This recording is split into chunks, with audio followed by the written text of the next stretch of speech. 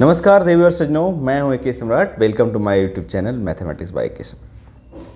तो दोस्तों, आज मैं 2020 का 12th का प्रीवियस ईयर का मैं दूसरी लेक्चर ले आ रहा हूं।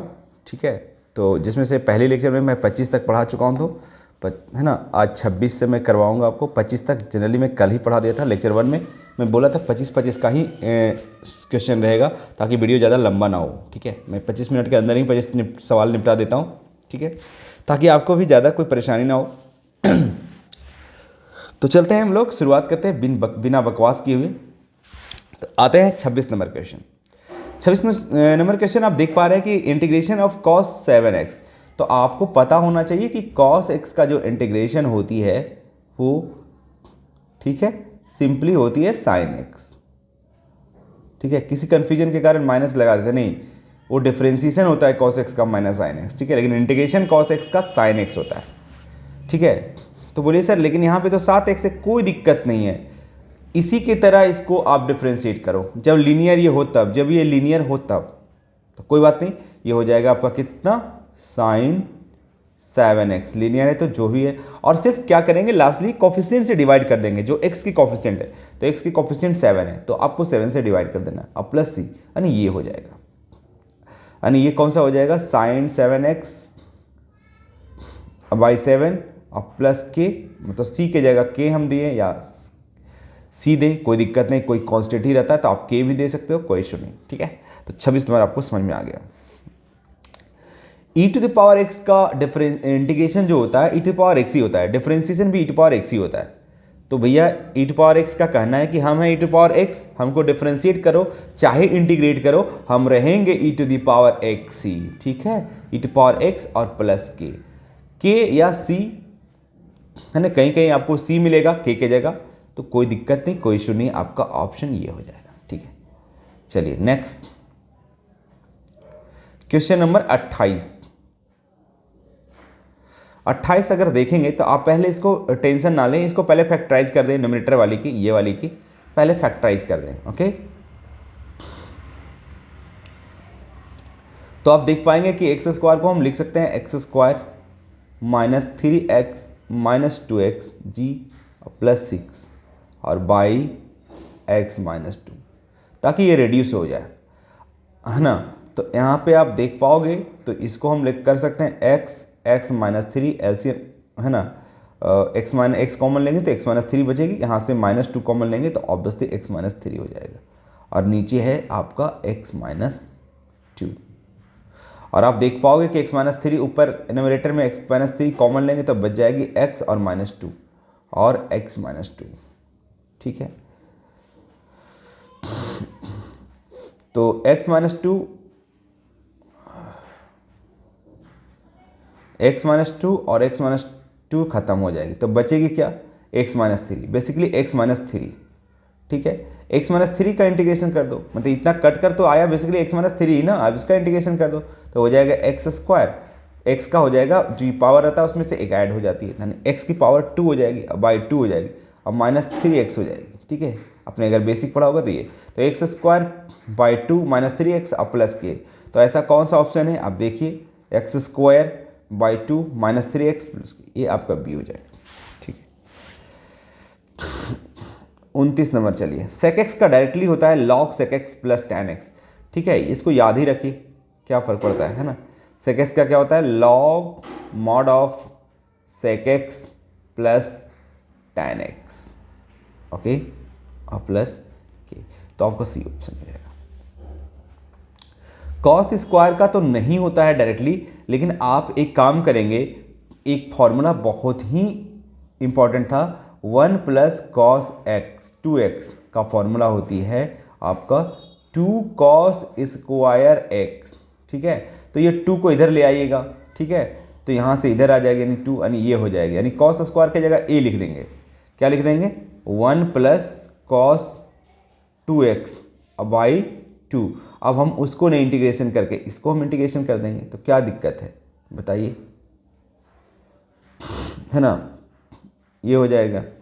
और आपको पता है कि इसको आप अलग अलग भी कर सकते हो, 1/2 कर सकते हो, प्लस 1/2 cos 2x अब इसको इंटीग्रेशन कर दीजिए, तो 1/2x का इंटीग्रेशन हो जाएगा, 1/2 का हो जाएगा 1/2x प्लस 1/2, और cos का होता है साइन 2x है तो 2x, लेकिन 2 से डिवाइड कर दिए, तो 1/2x प्लस 1/4 साइन 2x हो जाएगी। तो कौन सा ऐसा है देखिए, तो x/2 देखिए, 1/4 साइन 2x देखिए, यानी ये आपका ऑप्शन मिल रहा है, अब प्लस के होगा या सी, ठीक है। तो इस तरह से आप कर सकते हो, ठीक है। अब आइए, तो इसको हटा दीजिए, ठीक है, ये समझ में आ गई बातें। अब 31 आ जाइए, 31 sine square x minus cos square x है। अगर आप सेपरेट आप इसको करेंगे, इसमें से डिवाइड करेंगे इसको, तो साइन स्क्वायर कट जाएगी, 1/cos स्क्वायर बचेगी, that is sec square x लिख दीजिए। अब माइनस है, अब कॉस चल आ जाएगा, अब कॉस स्क्वायर एक्स बचेगा, है ना। अब इन दोनों का इंटीग्रेशन कर दीजिए, इसका होता है tan x होता है भैया, इसका माइनस कॉट एक्स होता है, तो minus minus plus cot x हो जाएगा, प्लस के कितना जी है, tan x plus cot x, tan x plus cot x plus K, ये हो जाएगा आपका ए हो जाएगा। चलिए 31 नंबर हो गया, समझ में आ गई। अब आइए 32, देखिए इस पर मैंने एक वीडियो भी बना रखा है, ये बहुत अच्छा है, इसको जनरली याद नहीं रहता है, a > 0 है, ठीक है। तो ये होता है 1/2 होता है, 1/2 ये होता है लॉग मॉड ऑफ। अब यहाँ पे कन्फ्यूजन बच्चा होता है कि x यहाँ पे बच्चा क्या क्या कन्फ्यूज करता है, 1/2 ए लॉग तो लगा देते हैं, यहाँ गलती क्या करते हैं, कभी a प्लस एक्स डाल देंगे और कभी a माइनस एक्स डाल देंगे, ये भी ठीक है। या तो फिर इसको ऐसे लिख सकते हैं, यहाँ a माइनस डाल देते हैं, यहाँ प्लस डाल देते हैं। तो इसको कन्फ्यूजन दूर करने के लिए मैं एक आपको उपाय बताता हूँ, ठीक है।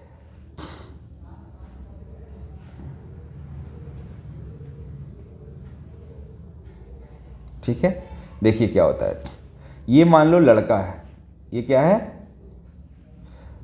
लड़का है ए, तो लड़का है तो ये पॉजिटिव चीज़ों को सोचता है, ये मतलब, और ये इसकी गर्लफ्रेंड है, तो अभी ए बेचारा पॉजिटिव है, यहाँ लिख भी रखा है ए जो है लड़की से बड़ा, एक्स से बड़ा है, मतलब मान लो कि एक्स लड़की है और ए लड़का है, दोनों गर्लफ्रेंड और बॉयफ्रेंड का है, ठीक है। तो बेचारा इसको एक्सपेंशन जब करेंगे ए स्क्वायर माइनस एक्स स्क्वायर को, तो ए क्या मिलेगा आप देख पाएंगे, तो मिलेगा ए प्लस एक्स और इंटू ए माइनस एक्स। अब इसको ग्रेटर वैल्यू चाहिए दोनों को डिवाइड करने से, तो ऊपर वाला हम क्या रखेगा, ए प्लस एक्स और ए माइनस एक्स। लड़का को पता है कि कौन ऊपर रखना है, ठीक है, अब प्लस के हो जाएगा, ऐसा हो जाएगा। लेकिन अगर यही बात ऐसा रहता है इंटीग्रेशन, तो ये आपका उत्तर कौन सा हो जाएगा, 1/2 ए लॉग ए माइनस एक्स तो नहीं होगा, 1/2 ए लॉग ए प्लस एक्स और ए माइनस, यानी ये सी हो जाएगा, ठीक है। लेकिन देखिए जरा, अगर यही चीज ये रहती 1/x² माइनस ए स्क्वायर, ठीक है, अब इंटीग्रेशन करने के लिए बोलता, तो ये लड़की पहले है, लड़की पहले पॉजिटिव है, जो पहले रहेगा वो पॉजिटिव, चूंकि अब यहाँ देखो निगेटिव लगा हुआ है, तो इसका मतलब है कि, है ना,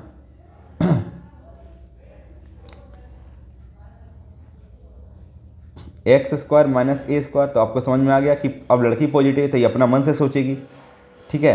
तो 1/2 ए तो दोनों में रहता है लॉग मॉड ऑफ, और लड़की है तो बेचारे किसको पता नहीं कि बड़ा छोटा वैल्यू कैसे मिलेगा, तो ये x माइनस ए को ऊपर रख देता है और x प्लस ए को नीचे रख देता है, ठीक है।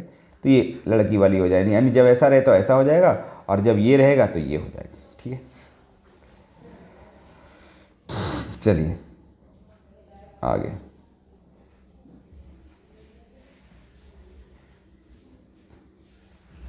x² का इंटीग्रेशन हो जाएगा x³ और 1/3 को बाहर कर दीजिए और लिमिट लगा दीजिए सिंपल 2 से लेके 3, ठीक है। तो यहाँ पे क्या हो जाएगा बताइए, 1/3 तो रहेगा ही रहेगा, 3⁻3 27 हो जाएगा, डायरेक्टली करता हूँ, और 2⁻3 8 हो जाएगा, तो ये 19 हो जाएगा, यानी 19/3 हो जाएगा। अब इसमें भी बहुत सारे बच्चे के मत दीजिएगा, क्योंकि डेफिनेट है, ठीक है, डेफिनेट में ऐसा नहीं होता है, राइट।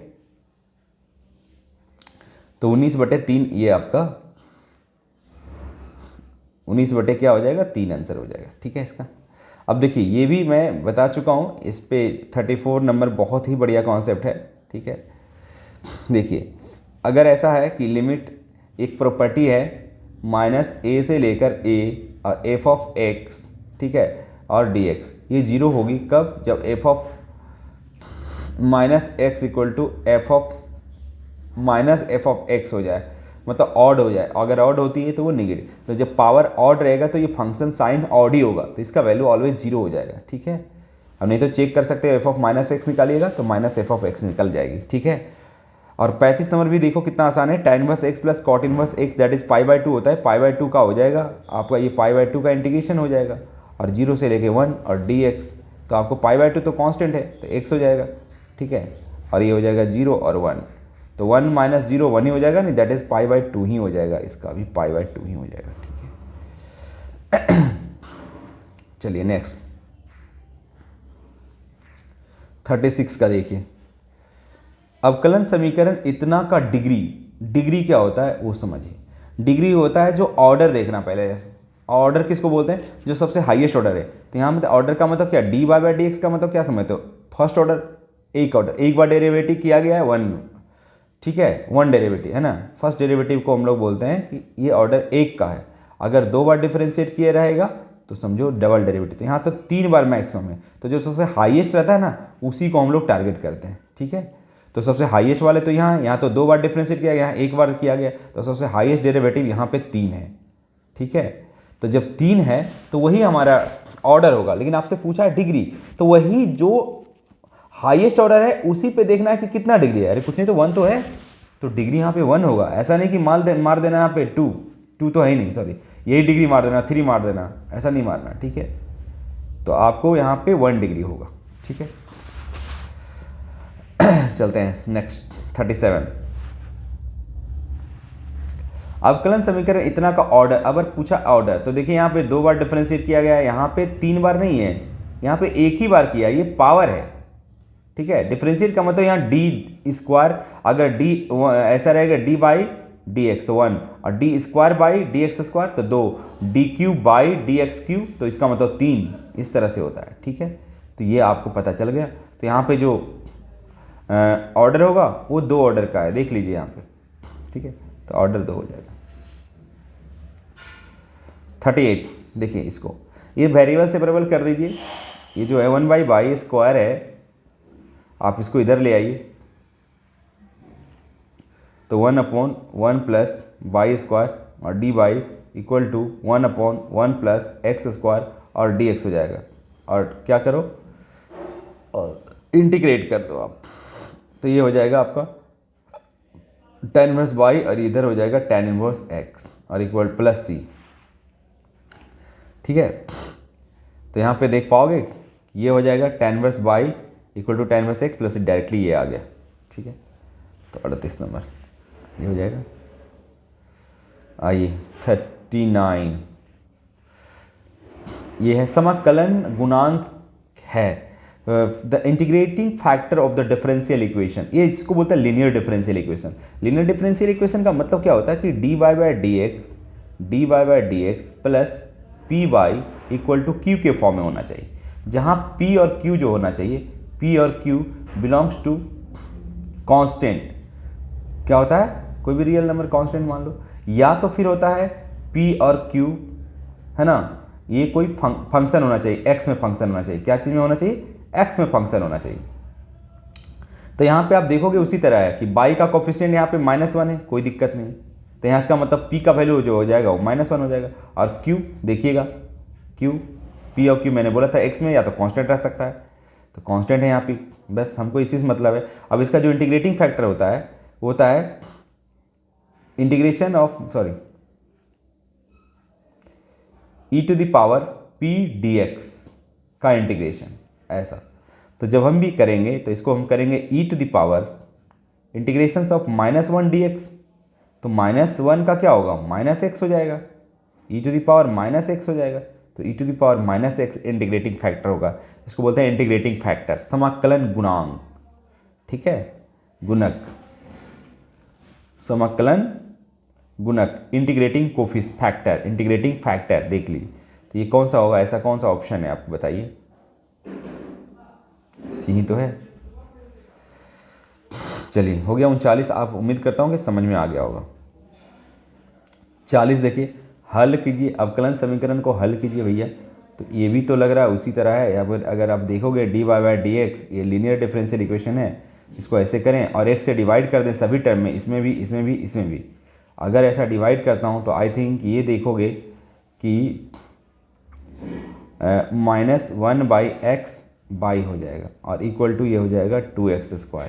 तो आपको अभी मैं बताया था, ठीक है। तो आप देख पाएंगे कि ये हो जाएगा q और ये हो जाएगा p। तो सबसे पहले हम इंटीग्रेटिंग फैक्टर निकालेंगे। क्या निकालेंगे? Integrating factor. अगर हम इंटीग्रेटिंग फैक्टर निकालते हैं तो e टू द पावर होता है माइनस जो भी है p। तो p तो हमारा -1/x है, बाई का कोफिशिएंट होता है, और dx। तो e टू द पावर हो जाएगा -log x, और ये इसको ऐसे कर दिए e to the power log x की पावर -1। चूँकि प्रॉपर्टी है, अगर ये माइनस है तो यहाँ पे आ जाएगा, और इसका भी बेस मान लेते हैं e। तो जब ये वाली और ये वाली सेम होता है तो ये पावर निकल जाता है, ये वैल्यू निकल जाती है मुंडीज का। तो x की पावर -1 दैट इज 1/x आया, ठीक है, 1/x आया।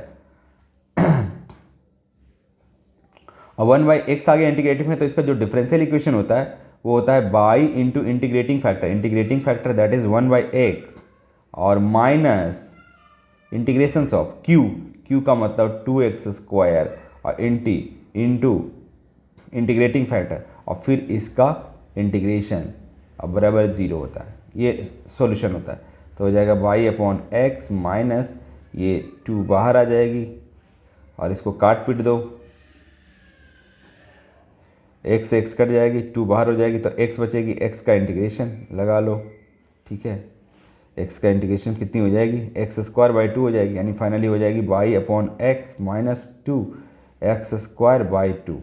तो ये वाली से वाली कट गई, y/x minus x² plus k दे दो, ठीक है।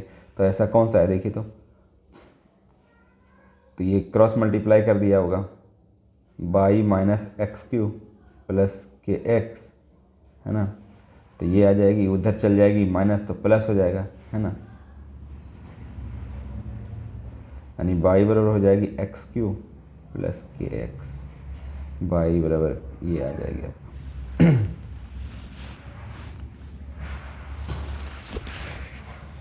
ठीक है, चलिए आगे नेक्स्ट 41 देखिए, 41 देखिए ज़रा। 41 क्या है? मैग्नीट्यूड निकालना है। It's very simple. मैग्नीट्यूड निकालना है तो क्या है? जे का मैग्नीट्यूड है। अगर आपको पता है कि ऐसा रहता है a i cap plus b j cap plus c z, sorry c k cap, अगर कोई वेक्टर है, मान लो ये वेक्टर है, तो इसका मैग्नीट्यूड निकालना है तो ए का स्क्वायर प्लस बी का स्क्वायर प्लस सी का स्क्वायर का अंडर रूट होता है। लेकिन इसमें बेचारा में सिर्फ जे है और इसका मतलब क्या होता है? मैग्नीट्यूड। इसका होता है मैग्नीट्यूड, ऐसे, ठीक है, मैग्नीट्यूड होता है। तो मैग्नीट्यूड यहाँ पे तो ए का आई का कोफिशिएंट है ही नहीं, 0 हो जाएगा। जे का कोफिशिएंट नहीं है तो 1 है, तो 1 का स्क्वायर का अंडर रूट बराबर 1 ही हो जाएगा, ठीक। इसको बोलते हैं यूनिट वेक्टर है, जे आई जे के यूनिट। देखो ये जैसे इसका मैग्नीट्यूड पूछ रहा है, तो आई का कोफिशिएंट है 1 तो 1 का स्क्वायर, जे का है 1 तो 1 का स्क्वायर, के का है 1 तो 1 का स्क्वायर का अंडर रूट। तो 1 का स्क्वायर 1 + 1 + 1 ऑब्वियसली √3 हो जाएगा, तो √3 आ जाएगा। आई डॉट जे जब दूसरे के साथ होता है, देखो आई, इसको आप याद रखिएगा, आई डॉट आई बराबर जे डॉट जे बराबर के डॉट के इक्वल टू होता है 1। बाकी अदर के साथ क्यों? क्योंकि आई डॉट ए, आई आपको पता है कि इसका यूनिट वेक्टर है आई, तो है ना, इसका a b a dot b निकालेंगे तो 1 × 1 cos थीटा मतलब इसके साथ 0 डिग्री बन रहा है, 0 डिग्री बन रहा है, 0 डिग्री बन रहा है, cos 0 का वैल्यू 1 होता है, इसलिए ये 1 हो जाती है। जैसे अदर के साथ होता है, अदर के साथ 90 डिग्री cos 90 डिग्री 0 हो जाती है, तो ये अदर के साथ है तो 0 हो जाएगी। ये है फंडा इसका, ठीक है।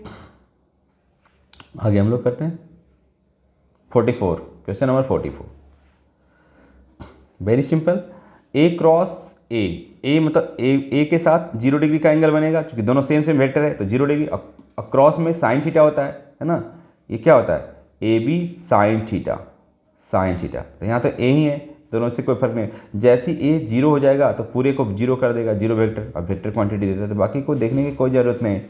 जे क्रॉस जे आई हो ही नहीं सकता है, देखो जे क्रॉस जे, चूँकि दोनों सेम सेम है तो 0 हो जाना चाहिए। A cross b, b cross a नहीं हो सकता है, माइनस अगर लगता तब होता। आई क्रॉस के जे होगा, आई जे और ये के, मैंने ये वाला बताया था। आई की तरफ जे चलो, आई की तरफ के चलो, क्या चल रहा हो घड़ी की दिशा में चल रहा हो तो माइनस जे होना चाहिए, लेकिन ये नहीं तो ये भी नहीं है, ठीक है। और a cross b minus b cross a होगा, a cross b b cross a नहीं होगा। हाँ यहाँ निगेटिव लगा दोगे तब होगा, तो ये भी गलत है और ये भी गलत है, तो आपका सही उत्तर ए है, ठीक। बाई अक्ष देखिए, एक्स मान लो, बाई और ये जेड मान लो। बाई अक्ष की दिक् को जाए तो बाई बाई अपने के साथ कितना है 0 डिग्री है, कॉस 0 डिग्री 1 होगा, तो एक्स बाई जेड, तो ये बीच वाली तो 1 हो जाएगी, बाकी अदर के साथ 0 हो जाए 90 होगा तो 0 हो जाएगा, नहीं सी हो जाएगा आंसर, ठीक है। चलो 46 नंबर देखिए, इतना हो तो परस्पर लंब होगा। परस्पर लंब होने का ये कंडीशन है, इसके साथ इसके गुना कर, इसके साथ इसके साथ गुना ये कीजिएगा तो इसका 0 होना चाहिए, तो समझो एक दूसरे पे परपेंडिकुलर है, तो आई थिंक सी हो जाएगा, ठीक है। ये बहुत सिंपल है, ये बहुत बढ़िया सवाल है। अब देखिए बहुत सारे बच्चे गलती कर देते हैं, ठीक है। पहले आप क्या करो, इसका मैग्नीट्यूड निकाल लो, मतलब ये समझो 18 एक वेक्टर है जो कि अभी पॉइंट फॉर्म में लिखा हुआ है, अगर इसको आप सजाओगे तो वेक्टर ए मान लो ये हो जाएगा, ये -18 आई कैप प्लस 12 जे कैप -4 के कैप, ये इस तरह से। अगर इसका हमको निकालना है क्या, स्ट्रेट लाइन आर इतना, इट्स डायरेक्शन कोसाइन। अगर डायरेक्शन कोसाइन निकालें तो सबसे पहले इसका मैग्नीट्यूड निकाल दीजिए। अगर आप इसको मैग्नीट्यूड निकालना चाहें तो 18 का स्क्वायर हो जाएगा, -18 का स्क्वायर हो जाएगा, प्लस 12 का स्क्वायर हो जाएगा, और प्लस -4 का स्क्वायर हो जाएगा, ठीक है, अंडर रूट। तो 18 का स्क्वायर 324 हो जाएगा, 12 का 144 हो जाएगा, और 4 का 16 हो जाएगा। अब इन सभी को जोड़कर देखिए कितना आता है।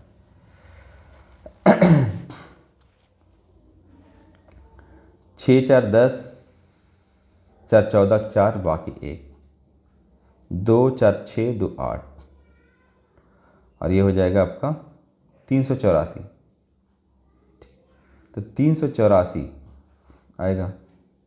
384 किसका वर्गमूल होता है ये बता दीजिए, इसका वर्गमूल कितनी निकल कर आएगी। अगर 2 देखें 8 देखें, कैलकुलेशन करने का अच्छा तरीका है। 1 नहीं, ये किसी का नहीं होगा, ये गलत है लगता है, इनमें से कोई नहीं होगा, ठीक है। इसका भागा पड़ेगा इससे, इससे से कुछ आ ही नहीं रहा है, 11 11 आ रहा है, नहीं हो पाएगा, ठीक है। तो ये मुझे लग रहा है कि ये कहीं ना कहीं कोई दिक्कत है, या तो डी होगा आंसर, ऐसा कुछ नहीं आ रहा है इसका। अब इसमें से भागा देते, इसमें से भागा दीजिए, इसमें से भागा दीजिए, यही चीज़ से 384 का वर्गमूल एग्जैक्टली होता ही नहीं, ठीक है। चलिए आगे,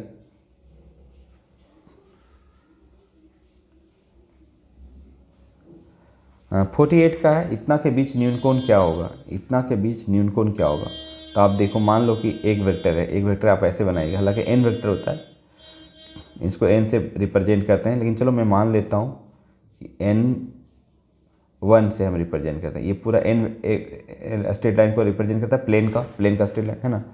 तो अगर हम n1 निकालते हैं तो इसका हो जाता है ABC, है ना। तो हो जाएगा 2i कैप -j कैप और प्लस 8 कैप k कैप। और n2 का अगर देखा जाए तो इससे हम निकाल लेंगे, इसका कोफिशिएंट से, वो i cap plus j cap plus 2k cap, और इन दोनों को डॉट प्रोडक्ट निकाल देंगे तो n1 डॉट n2 निकालें, तो n1 डॉट इतना i के साथ j के साथ k के साथ होगा, तो 2 × 1 2 हो जाएगा, प्लस -1 हो जाएगा और प्लस 16 हो जाएगा, तो यानी ये 17 हो जा रहा है। कितना हो जा रहा है, 17 हो जा रहा है। 16 2 18 में से गया 17, आई थिंक, देख लो, 2 -1 और 8 दूना 16, ठीक है, इतना आ रहा है। अब इसका पार्टिकुलर मैग्नीट्यूड इसका भी निकालेंगे, इसका भी निकालेंगे, तो इसका अगर निकालेंगे तो ये n1 का मैग्नीट्यूड कितना हो जाएगा, आप देखिए, 4 1 5 और 5 + 64 69 √69। और n2 का देखिएगा तो कितना हो जाएगा इसका 1 + 1 + 4 यानी 4 2 6 √6। ठीक है, तो अब हम देखेंगे कि a.b जो होता है a.b आपको पता है कि a.b जो होता है ab cos थीटा होता है, ab cos थीटा होता है। तो n का तो n1 n2 cos थीटा हो जाएगा। ठीक है, और इसका डॉट निकाला है कितना 17, डॉट निकाला है तो 17। तो a.b n1 इतना बराबर कितना हो जाएगा ab यानी √61 और √6 cos थीटा। यहाँ से cos थीटा निकालेंगे 17/√61 और *√6। ठीक है, तो आप करोगे तो आ ही नहीं रहा है 31। इसका भी लगता है कहीं ना कहीं कोई गड़बड़ हो गया कैलकुलेशन में। ठीक है, फिर से करना पड़ेगा भाई, मतलब समझ गया ना, वैसे ही करना है आपको और जो आए लगा देना है। तो कॉन्सेप्ट तो आपको समझ में आ गया होगा। चलिए डायरेक्टली हम करते हैं। मान लेते हैं ए वेक्टर है तो ए हो जाएगा 2, डायरेक्टली इसका मैग्नीट्यूड निकाल देते हैं या डायरेक्टली a.b निकाल देते हैं। a.b इसके साथ कीजिए तो 1 × 2 2 हो जाएगा, इसका -1 और +1 -1 हो जाएगा। और इसका अच्छा हमने जेड कर दिया, यही गलत किया ना, देखो यहाँ पे गलत किया, इसका जेड से करना है जेड, तो 2 हो जाएगा। तो 2 दूना 4, 2 + 2 4, 4 में से 1 3 आ जाएगा, डॉट गलती हो गया था ना। और ए का मैग्नीट्यूड निकाल दीजिए तो 2 दूना 4 और 4 1 5 और 5 1 6 √6 हो जाएगा। और मैग्नीट्यूड ऑफ बी निकालिएगा तो इसका कोफिशिएंट 1, तो 1 का स्क्वायर प्लस 1 का स्क्वायर 1 और +4 यानी इसका हो जाएगा √6 हो जाएगा।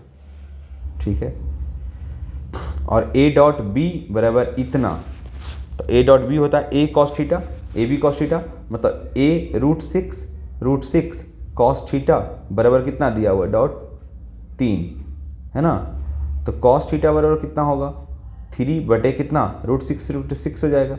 और 3 2 = 2 1/2 आ गया, 60 डिग्री पे होता है 1/2 यानी 60 डिग्री आ जाएगा। ठीक है, थोड़ा टाइम लगा, माफ़ कीजिएगा, गलती हो गया था। ये आपको समझ में आ गई। अब आइए, कहता है निम्नलिखित में कौन उद्देश्य फलन है, विच of the following is an objective, जिसको मैक्सिमाइज, ऑब्वियसली देखा होगा आपने लीनियर प्रोग्रामिंग है तो इसी को जेड को मैक्सिमाइज या मिनिमाइज किया जाता है। जिसको मैक्सिमाइज या मिनिमाइज किया जाता है तो उसको बोलते हैं हम लोग ऑब्जेक्टिव फंक्शन, उसको बोलते हैं उद्देश्य फलन। ठीक है, तो ये आपका हो जाएगा। और जो चीज़ दिया रहता है, ठीक है, उसको बोलते हैं सब्जेक्टिव फंक्शन। जैसे आ जाइए 50 में कहता है कि which of the following is not constant, constant उसको बोलते हैं, जेड को नहीं, जेड को ऑब्जेक्टिव फंक्शन बोलते हैं। जेड को क्या बोलते हैं, ऑब्जेक्टिव फंक्शन। ठीक है, जैसे रहता है ax + by रहता है तो इसको हम लोग बोलते हैं ऑब्जेक्टिव फंक्शन, ऑब्जेक्टिव फंक्शन। और जो दिया रहता है उसको बोलते हैं कंस्टेंट या सब्जेक्टिव फंक्शन बोलते हैं। तो बोलता है इसमें कौन सा कंस्टेंट नहीं है, कंस्टेंट नहीं है, मतलब जेड यही कंस्टेंट नहीं है, जो दिया रहता है उसको कंस्टेंट बोलते हैं या सब्जेक्टिव फंक्शन बोलते हैं। तो आपका आज का यहीं समाप्त करता हूँ, अगले वीडियो में मिलते हैं। अच्छे से पढ़िए और जो भी दिक्कत होगा कमेंट में ज़रूर बोलिए, मैं आगे सुधार करने का प्रयास करूँगा। ठीक है, बाय।